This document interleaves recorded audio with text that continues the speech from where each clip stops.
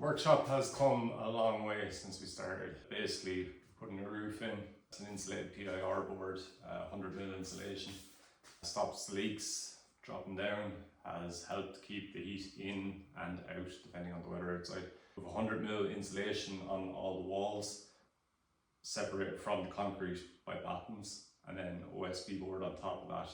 So that has helped dramatically with the heat retention as well. We've also got these gym floor mats on the floor. I was googling them and they were working out a bit too expensive, and then thanks to Targeted Ads I found a clearance sale, so they actually worked out quite well, so thanks to advertising. So we've the tubular heaters running around the room. They help maintain a kind of comfortable level of heat. I wouldn't say that they keep the room warm in any way, shape or form, but they do stop the frost, which has been brilliant for the tools because they were getting rusty before that. Let's do a walk around. Okay, so I had these shelf units before. I just stacked them up to the ceiling height. These have been brilliant for running timber across. Everything goes here pretty much, so that's been a big help. On the left side of the room we have pretty cheap drill press. Does the job. It's not great, but it does the job. I have the Dewalt sliding Mitre saw.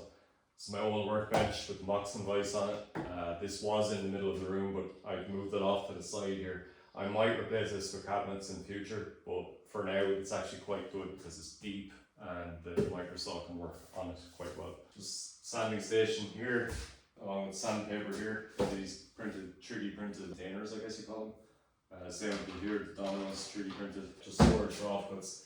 This is a sled for flattening. I store all the templates up here. These are the two new machines that were added to the shop after the upgrade. Bandsaw is a record SABRE power SABRE 350. It's been quite good. It has opened up a whole new avenue of furniture that I can make, so that's brilliant. And it's actually very good build quality. This is the Jet JPT 310 helical head cutter. So this is a thickness strip planer. This has been the workhorse of my workshop since I got it. It is amazing. Super quiet, planes, super smooth, no complaints at all with that. Okay, so past the bandsaw, we've got our router table here. This is the Trend T14 router. It's quite good. It's very powerful. It does everything I need it to do. It also has a built-in switch that you can wire into the handle when it's under the router table, so it's great. You can turn it off external to the box. Internet router, bandsaw, blade storage, more offcut storage, and then 3D printed dust extractor, except for the pipes. I bought the pipes. I just printed all the various different components that attach into them, blast gates and etc. So this is the Axminster Professional AP254 PS13 sliding panel saw. So it does make sense on the tin. It's a table saw with a sliding table attachment. It has been much better than the Dewalt job saw that I was using. I have no complaints with it, bar some of the nuts rounded off on the treads. I think mainly originally because it was cold in here. This was getting rusty as well on the table. Now I've cleaned that up, and with the heating system, etc., I haven't had any issues so far. And I reached out to Axminster as well to replace the bits that were broken on it. They had no issue sending out replacement parts, so that was great. This corner is basically my tool storage, so everything here, all the mounts and stuff are 3D printed again.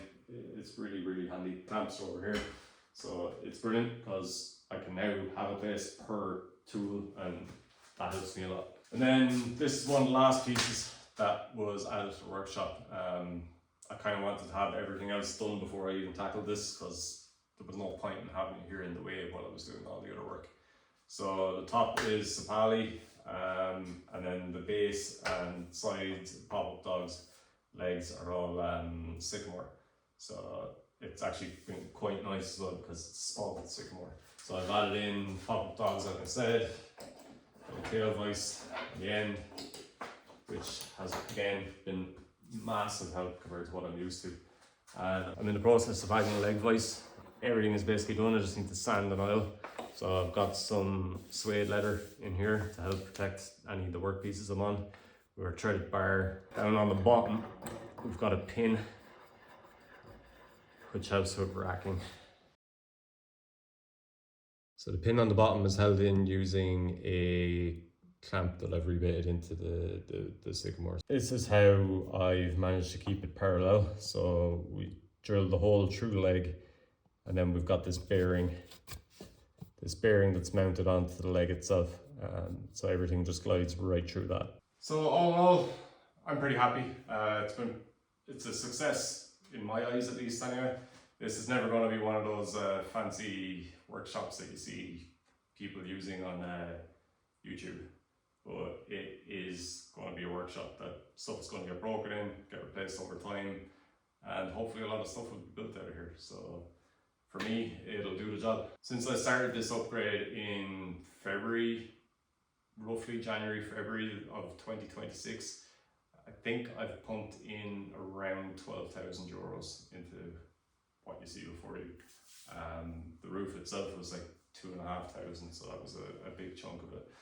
The jet planer was roughly about 4,400. I think the bandsaw was about 1,600. Then you got like timber for this, all the insulation on the walls, I think another 1,000. The OSB boards on it as well. Even just the flooring itself was actually a couple of hundreds, which was surprising. I would say though, anyone working on concrete in your workshop, have a look at getting this flooring. 20 mil, it's so much easier on your knees, on your feet, especially if you're walking around all day. I'm only down here a couple of hours a day, maybe every second day, because this is not my full-time job. I'm a software engineer in a company that you will have heard of. I'm only coming down here when I get the chance, and it's when my kids are in bed and sleep. So, and even at that, I notice the difference. So if you're walking around the workshop all day, have a look at the flooring, because it's been a big help for me. That's pretty much it for the workshop. Thanks for watching the series, and you know, if you haven't watched it yet, go back, watch a couple of them, just even skip through them, because you might notice something that you could put in your own shop. And if not, you know, hopefully you enjoyed it, and yeah, give us a like and subscribe if you're around, and catch you in the next one.